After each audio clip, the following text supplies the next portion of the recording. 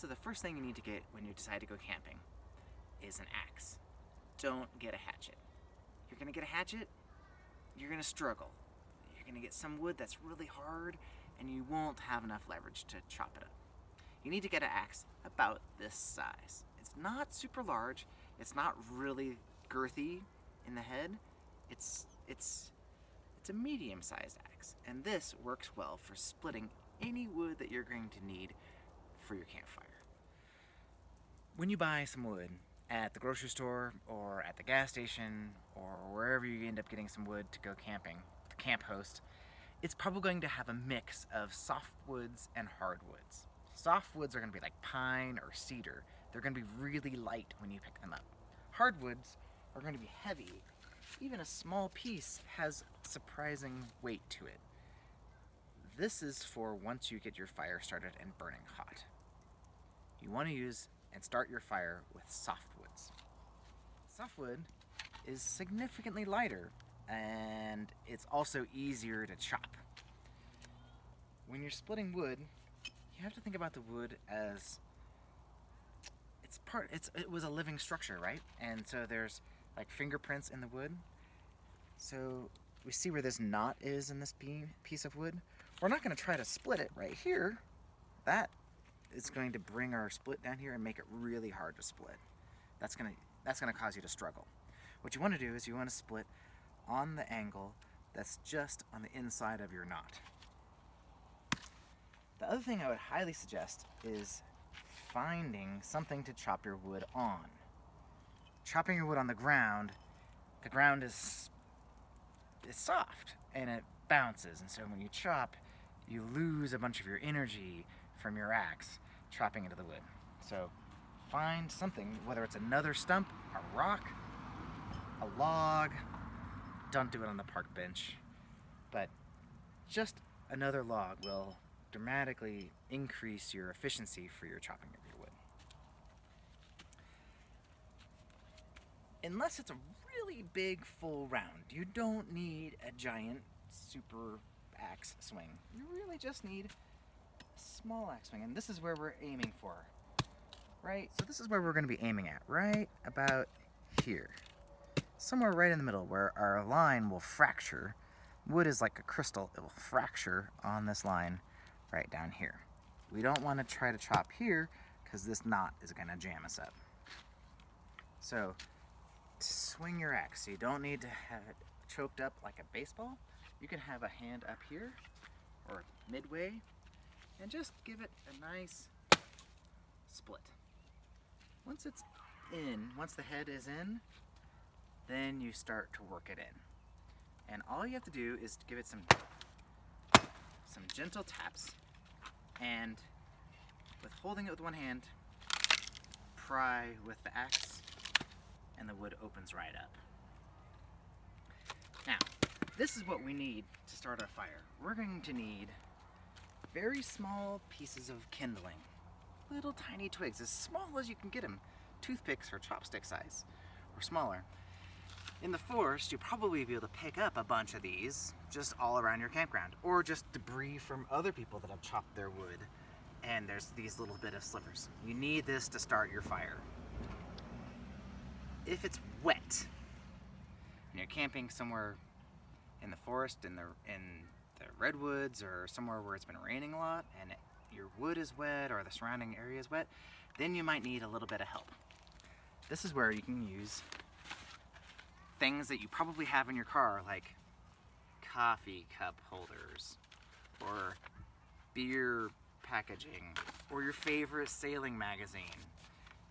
Just simply get some of the material, roll it up into a really tight ball, tight tube, give it a twist, and this is just as good as this. Alright, so our goal is to get very small, some smallish, medium, and then some larger chunks, half the size of this one. So to start off with small, I try to catch just the very edge of the wood. And as I push my axe through, it's going to splinter. And you can hold it really high up here. You don't have to take big giant swings. by just simply tapping it in and using the momentum of the head of the axe, it will pry the wood apart. Now that we have some slithers, we need to make this smaller. I always hold it with my left hand very gently. If the axe happens to cut through the wood quickly and the wood splits, it's going to be aiming for your finger, all right? So you don't want to have that happen. If anything, I hold it by the very little bit, and as I swing, I let go with my finger. And that keeps my hand safe and secure. I want to get these little tiny slivers to start my fire. Even a little tiny sliver, I just work it through, my hand's free, and I'm prying these small slivers. This is perfect wood for kindling.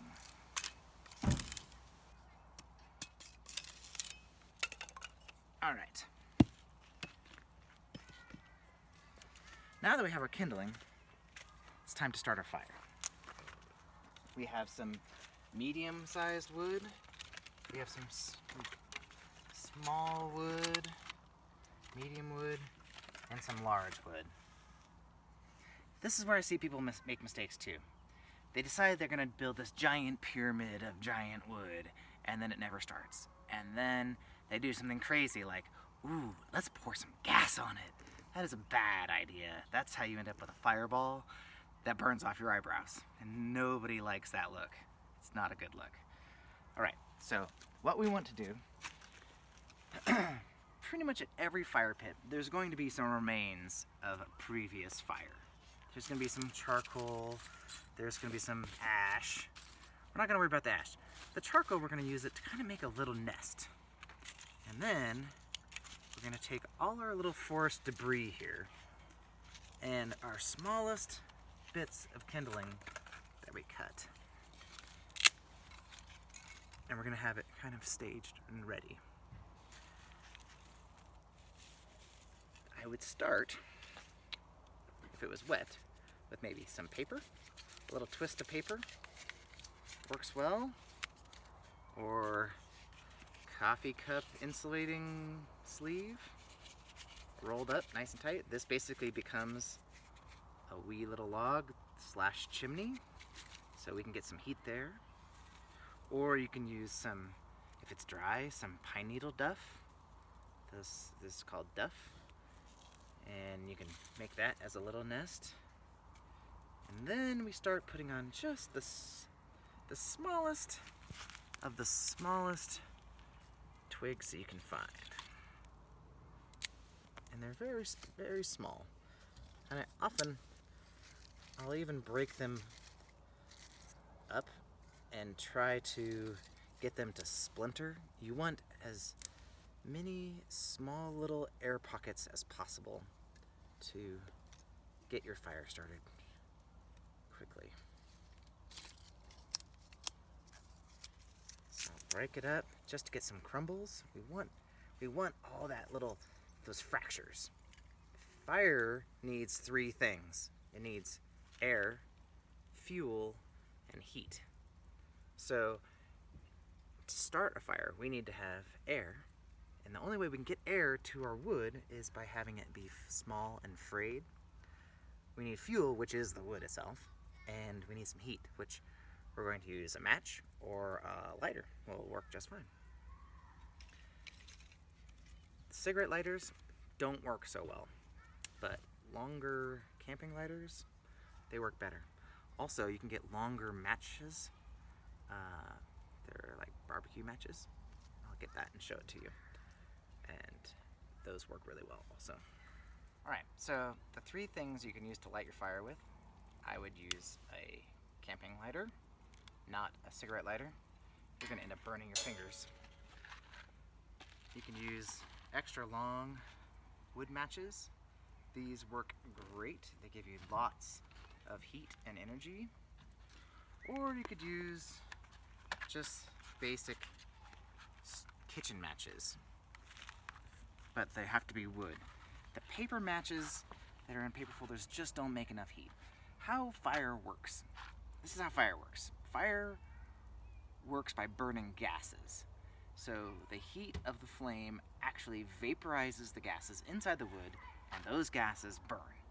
That's how you end up with charcoal.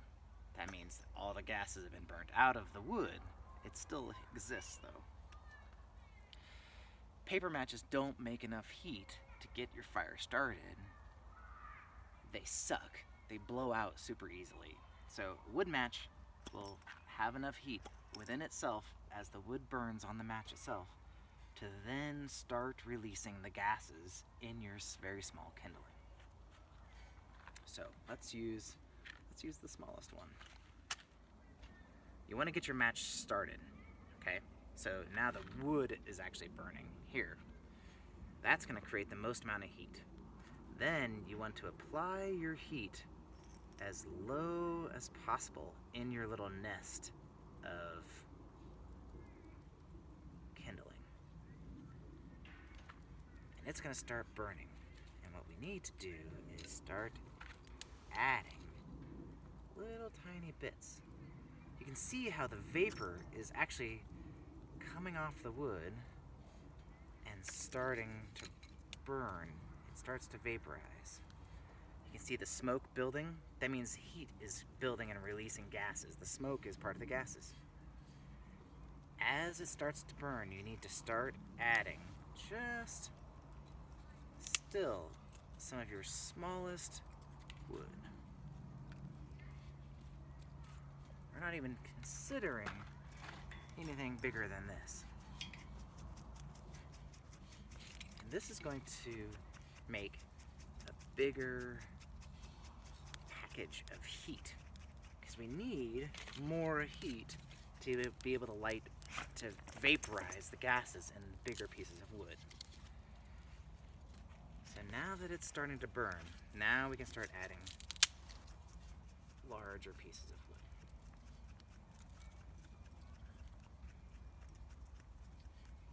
Let's talk about wind. Right today, there's no wind. But if it was really windy, I would want to shelter my nest, maybe with some big pieces of wood, and tuck them around to create a little bubble of tranquility for that heat to expose the gases to start it burning. And it will help maintain your coals in a nice, tight bundle. Because you don't want to cook on this. That's way too hot. You want to cook once the fire is burned down a little bit. So now we've got more flames, we've got more heat. If we just dump on some giant pieces of wood, it's not going to have enough heat to let that off. So we need to start adding in our medium wood.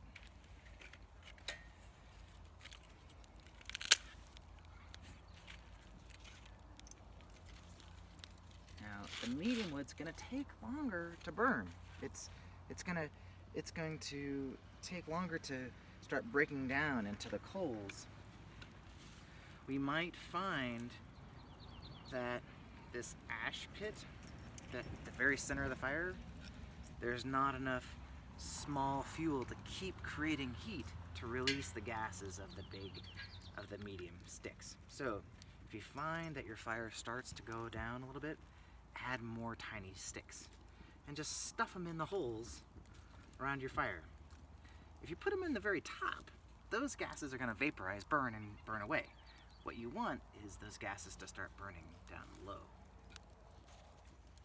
We want the heat and the gases to release and catch on fire, which will then heat and release more gas from the larger pieces of wood. The other thing is, I like to keep my fire nice and tight. We don't want a fire to be big and blown out through this whole hole. We want it to be tight and small and cozy. That will let us build the best ball of hot coals to cook our food on. There's nothing better than roasting some steaks or vegetables or bacon or whatever sort of meat or food you want to warm up on a fire. Just makes it taste better. Alright, so now we've got a nice fire going, we can start adding more wood. We've got this big piece here which we're using as a shield. So what I'm going to do is I'm going to start building on top of that. I kind of make a little zigzag structure of larger wood. And as that burns, it's going to fall down and continue to build my ash pit. This is just where I want it because this campsite has this awesome grill that swings out of the way. Some campsites, most campsites, the grill is sort of warped or broken or whatever. I highly suggest bringing your own grill to just sit on top of this. You don't really know what's been on here, right? So put another grill on top of it and you're all good. You at least know it's your flesh that you've been burning on there. Fire's nice and hot. I'm still not ready to cook any vegetables or meat on here yet, but maybe if you had some corn, you could put it around the edges, or if you were going to boil soup, totally you could put a pot of water on here and get that water boiling and have it be ready for you to go for later in the day, or just for washing dishes. It makes it much better. Hot water always works better. Thank you for watching my first video on how to start a fire. I'm going to do a series of proper camping and etiquette and some skills that will help you be functional and successful every time.